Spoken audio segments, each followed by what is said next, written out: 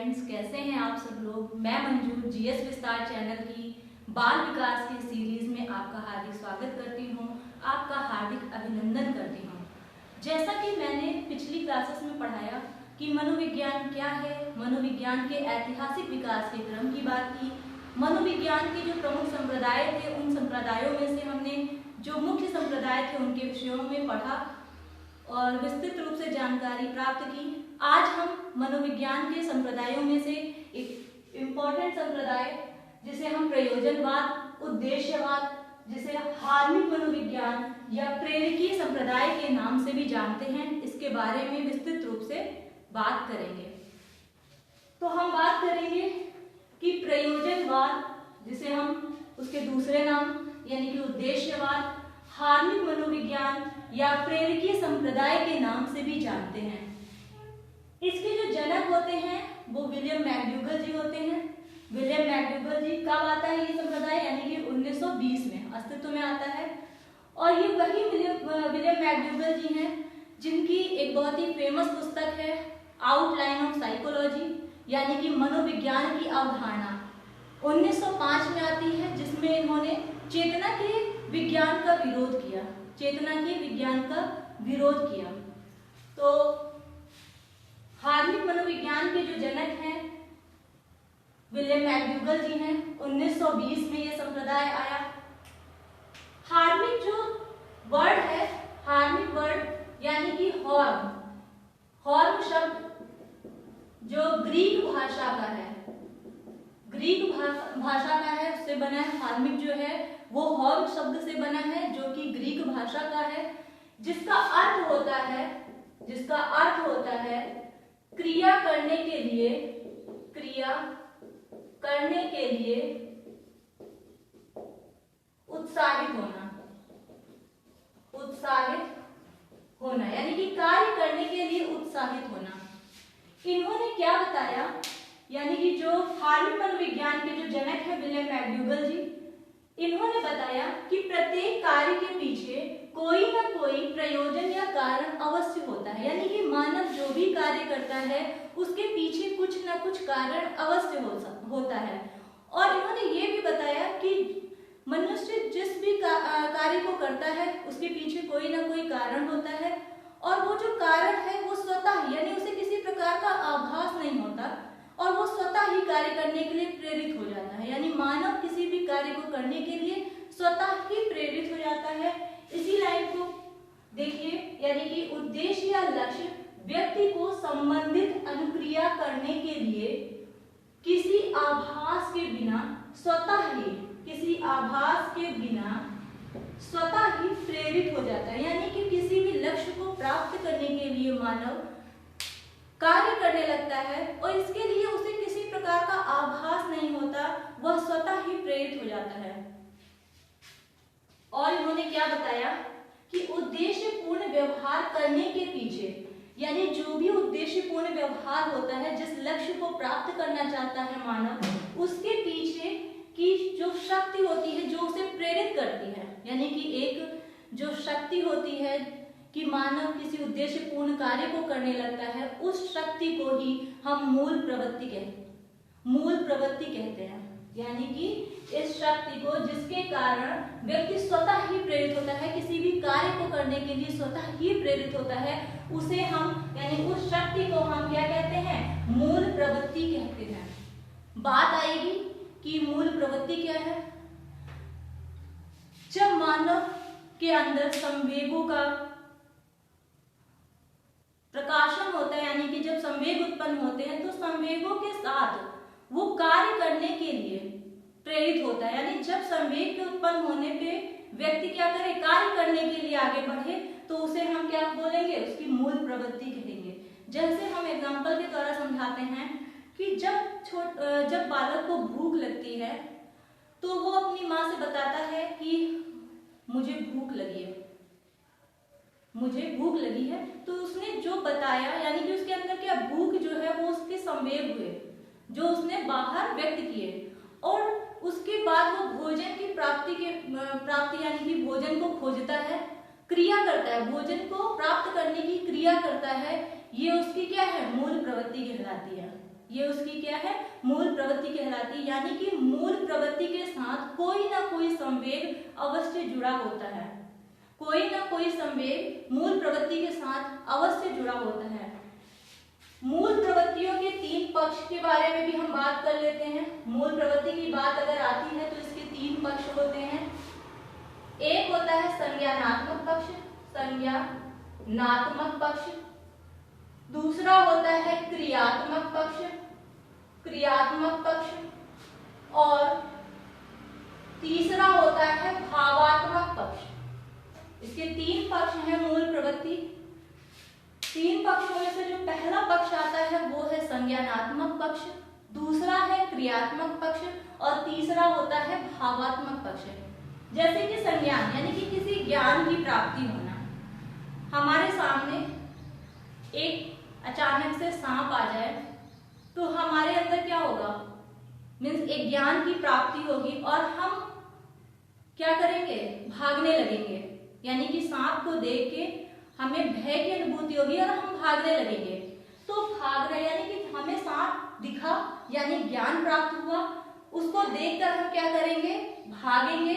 और जब हम भागते हुए किसी सुरक्षित जगह पे पहुंच जाएंगे तो हमारे अंदर एक भाव प्रकट होगा जो कि हम कहेंगे, यानी कि एक रिलैक्स टाइप का, कि हम संतुष्टि मिलेगी। उस संतुष्टि को हम क्या कहेंगे, भाव। सांप को देखना यानी कि ज्ञान की प्राप्ति, डर के भाग जाना यानी क्रिया करना, क्रियात्मक पक्ष। और उसके बाद में जो संतुष्टि मिलेगी हमें, यानी कि हम किसी सेफ जगह पे पहुंच जाएंगे, तो वो होगा भावात्मक पक्ष। यानी मूल प्रवृत्ति के साथ में तीन पक्ष जुड़े होते हैं, संज्ञानात्मक पक्ष, क्रियात्मक पक्ष और भावात्मक पक्ष। क्वेश्चन पूछा जाता है इसलिए मैंने आपको बताया, इंपॉर्टेंट भी है। मूल प्रवृत्ति जन्मजात होती है। विलियम मैकडूगल जी ने बताया कि मूल प्रवृत्ति जो होती है वो जन्मजात होती है और जो व्यक्ति को उद्देश्यपूर्ण कार्य करने के लिए प्रेरित करती है, यानी कि ये जन्मजात होती है। सोचिए यहीं पे व्यवहारवादियों ने बताया था कि आनुवंशिकता से उनका कोई लेना देना नहीं था। व्यक्ति जो भी कार्य करता है, जो भी लक्ष्य मिलता है उसे, वो वातावरण में मिलता है। उन्होंने आनुवंशिकता को बिल्कुल महत्व नहीं दिया। यही हार्विक मनोविज्ञान ने व्यवहारवादियों का विरोध करते हुए बताया कि मूल प्रवृत्ति जन्मजात होती है जो व्यक्ति को उद्देश्यपूर्ण कार्य करने के लिए प्रेरित करती है, उद्देश्यपूर्ण कार्य करने के लिए प्रेरित करती है। एक बात और आ जाती है कि जो हमारी मूल प्रवृत्तियां हैं और आदतें होती हैं उनमें अंतर होता है।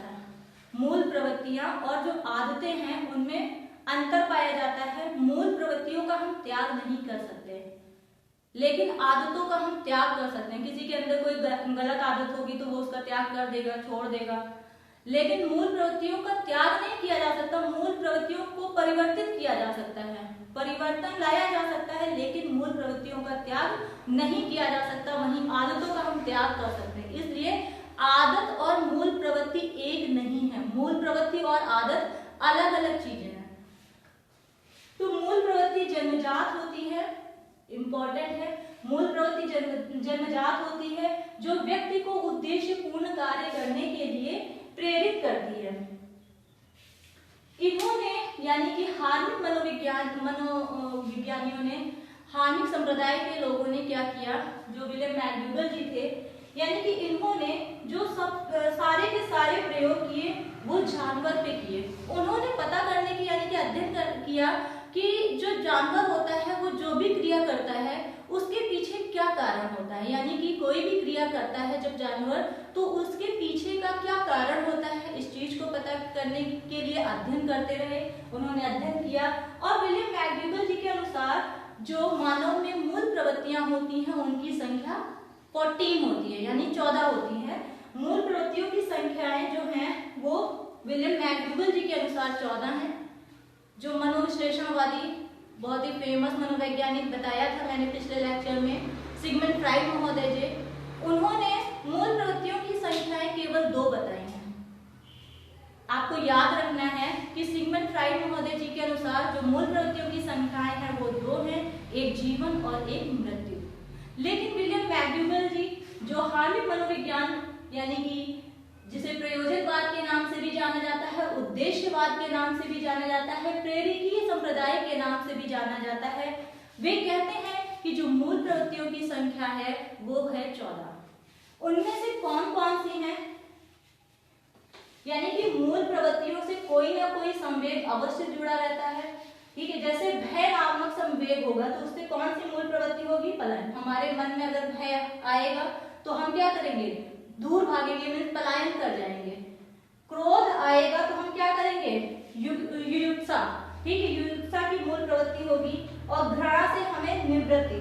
ठीक है, घृणा से हमें क्या होगा? निवृत्ति, यानी उससे जो मूल प्रवृत्ति जुड़ी होती है वो है निवृत्ति। वात्सल्य से पुत्र कामना, वात्सल्य से पुत्र कामना। करुणा से शरणागत, किसी की शरण में चले जाना, शरणागत। कामुकता, काम प्रवृत्ति। आश्चर्य, जिज्ञासा होगी, किसी चीज अगर हमारे अंदर क्या होगा? आश्चर्य का भाव आएगा तो हम क्या करेंगे? संवेग अगर उत्पन्न होगा, आश्चर्य का संवेग उत्पन्न होगा तो हम किसी चीज को जानने की कोशिश करेंगे, यानी कि हम क्रिया करने लगेंगे। और अभी हमने बताया कि संवेग से जो क्रिया उत्पन्न होती है, संवेग उत्पन्न होने पे जब मानव क्रिया करता है तो हम उसे क्या कहते हैं? उसे हम मूल प्रवृत्ति कहते हैं। यानी कि जब आश्चर्य नामक संवेग आएगा तो उससे जो मूल प्रवृत्ति उत्पन्न होगी वो है जिज्ञासा। आत्महीनता, दीनता। आत्म अभिमान, आत्म गौरव। अकेलापन, सामूहिकता। अकेला होगा इंसान तो क्या करेगा? समूह में रहना चाहेगा। भूख लगेगी तो भोजन को खोजेगा, भोजनावेषण। और अधिकार, संग्रह करना चाहेगा, किसी चीज पे अधिकार की अगर उसके अंदर संवेग उत्पन्न हुआ तो वो अधिकार प्राप्त करने की कोशिश करेगा। कृति से रचनात्मक कार्य, रचना करना चाहेगा। मनोविनोद से हास्य, यानी मनोविनोद, हास्य। ये आपको जो 14 मूल प्रवृत्तियां हैं इनके साथ जो भी संवेग है वो आपको याद करने हैं, क्योंकि क्वेश्चन ये पूछता है, कभी अक्सर ये क्वेश्चन बन जाता है कि जैसे निवृत्ति है, निवृत्ति के साथ में जो संवेग है वो कौन सा संवेग जुड़ा हुआ होता है? तो वो है घृणा। ठीक है, इस टाइप से पूछ लेगा कि जो दीनता है, दीनता मूल प्रवृत्ति से कौन सा संवेग जुड़ा होता है? तो आत्महीनता।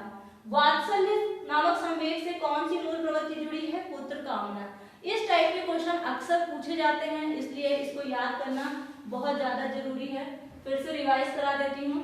इसी का नाम प्रयोजनवाद है, यानी प्रयोजन का लक्ष्य को प्राप्त करने के लिए मानव क्रियाएं करता है, यानी कि उस लक्ष्य के पीछे मानव का कोई ना कोई कारण अवश्य होता है। ठीक है, इसी को हम धार्मिक मनोविज्ञान, उद्देश्यवाद, यानी उद्देश्य होता है इसलिए उद्देश्यवाद, धार्मिक मनोविज्ञान, प्रेरकीय संप्रदाय के नाम से जानते हैं। जनक जो है विलियम मैक्डूगल जी हैं, 1920 में आया होता है। हार्मिक जो है वो हॉर्न शब्द से मिलकर बना है, जो कि ग्रीक भाषा का शब्द है और जिसका अर्थ होता है क्रिया करने के लिए उत्साहित होना। बताया इन्होंने, विलियम मैक्डूगल महोदय जी ने बताया कि प्रत्येक कार्य करने के पीछे कोई ना कोई कारण अवश्य होता है, इसी वजह से इसे प्रयोजनवाद, उद्देश्यवाद के नाम से भी जाना जाता है। उद्देश्यपूर्ण व्यवहार करने के पीछे जो भी शक्ति होती है उसे मूल प्रवृत्ति कहा, यानी कि संवेग के उत्पन्न होने पर जो क्रिया होती है उसे ही हम मूल प्रवृत्ति कहते हैं। मूल प्रवृत्ति जो होती है वो जन्मजात होती है और व्यक्ति को उद्देश्यपूर्ण कार्य करने के लिए प्रेरित करती है। बताया इन्होंने कि सारे, और इन्होंने यानी कि हार्मिक मनोविज्ञानियों ने जितने भी प्रयोग किए वो सारे के सारे जानवर पर किए। और विलियम मैक्डूगल के अनुसार जो मूल प्रवृत्तियां होती हैं उनकी संख्या 14 है, जो कि निम्न प्रकार से मैंने बता दिया है। और सिगमंड फ्राइड महोदय जी के अनुसार मूल प्रवृत्तियों की संख्या 2 है। ठीक है, सिगमंड फ्राइड महोदय जी के अनुसार जो मूल प्रवृत्तियों की संख्या 2 है। हमने आदतों के बीच में और मूल प्रवृत्तियों में भी अंतर बताया। ये जो मूल प्रवृत्ति का सिद्धांत आता है वो 1908 में आया था। मूल प्रवृत्तियों के बारे में जो विलियम मैक्डूगल महोदय जी ने बताया, 1908 में ये सिद्धांत आया। और 1905 में इनकी बहुत ही फेमस पुस्तक है, 1905 में फेमस पुस्तक है आउटलाइन ऑफ साइकोलॉजी, यानी मनोविज्ञान की अवधारणा आई। यानी कि आज हमने बात की कि मनोविज्ञान के संप्रदायों में से जो एक इम्पोर्टेंट आता है हार्मिक मनोविज्ञान, यानी कि इस संप्रदाय के बारे में हमने प्रेरकीय संप्रदाय के बारे में विस्तृत रूप से जाना। जितना भी मैंने बताया वो काफी मीन्स वे सारे पॉइंट्स मैंने बताए जो कि आपके एग्जाम के पॉइंट ऑफ व्यू से मोस्ट इंपॉर्टेंट पॉइंट्स हैं। और अब जो भी मैं नेक्स्ट बात करूंगी आपके सीटेट के सिलेबस के अकॉर्डिंग या टेट यूपी टेट के सिलेबस के अकॉर्डिंग, ये भी आपके सिलेबस में ही आता है। इससे भी रिलेटेड जितने भी क्वेश्चन पूछे जाते हैं वो भी देखिएगा, और मैं भी आपको क्वेश्चन कराऊंगी, प्रैक्टिस कराऊंगी। और कल मैं थोड़ी सी जो कल के लेक्चर में मैं जो बात करूंगी वो है बाल विकास के बारे में, थोड़ी सी चर्चा करेंगे कि बाल विकास क्या है, बाल मनोविज्ञान जिसे हम बाल मनोविज्ञान के नाम से जानते हैं, तो उसके बारे में बात करेंगे। और जो सेमेस्टर एग्जाम्स होते हैं उनमें फर्स्ट सेमेस्टर एग्जाम में ये सिलेबस भी है बाल विकास में कि बाल विकास का अर्थ, बाल विकास की आवश्यकता और बाल विकास के क्षेत्र। तो इसके बारे में जब हम बात कर लेंगे कल के लेक्चर में, हम कोशिश करेंगे कि कल के लेक्चर में पूरी तरह से बात समाप्त कर दें, और फिर उसके बाद में हम विकास की अवधारणा शुरू कर देंगे। विकास यानी कि जब बालक जन्म लेता है तो वो विभिन्न अवस्थाओं से होकर गुजरता है, यानी भ्रूणावस्था से जब वो मृत्यु को प्राप्त होता है मानव, तो वहां से यानी भ्रूणावस्था से लेकर प्रौढ़ावस्था, वृद्धावस्था, यानी कि व्यक्ति जो है कई अवस्थाओं से होकर गुजरता है। और उन अवस्थाओं में क्या होता है, व्यक्ति का विकास होता है, यानी कि भिन्न भिन्न अवस्था में व्यक्ति का भिन्न भिन्न विकास होता है, उसमें वृद्धि होती है जिसे हम वृद्धि के नाम से भी जानते हैं। तो उस पे हम पूरी तरह से डिस्कशन करेंगे। जो भी भ्रूणावस्था है, हमारी शैशवावस्था है, बाल्यावस्था है, किशोरावस्था है, प्रौढ़ावस्था है, इसको हम विस्तृत रूप से पढ़ेंगे, एक एक अवस्थाओं के बारे में पूरी चर्चा करेंगे, क्योंकि बहुत ज्यादा क्वेश्चन इस वाले मीन्स एरिया से बनते हैं। इस वजह से इसको जानना बहुत इंपॉर्टेंट है, चाहे वो आपका टेट हो, यूपी टेट हो, चाहे वो आपका सी टेट हो। इसलिए इसको पूरी तरीके से अच्छे से बारीकियों के साथ जानने की कोशिश करेंगे, और हम पूरी तरह से समझाने की कोशिश करेंगे कि आप लोगों को सबसे मीन्स काफी अच्छा समझ में भी आ जाए। सो आज की क्लास यहीं तक। Thank you class. एंड अगर आपको मेरा चैनल अच्छा लगा हो, मेरा ये लेक्चर पसंद आया हो, तो प्लीज इसे लाइक कीजिए, शेयर कीजिए, और अगर आपने मेरा चैनल सब्सक्राइब नहीं किया है तो प्लीज आप इसे सब्सक्राइब कीजिए। Thank you.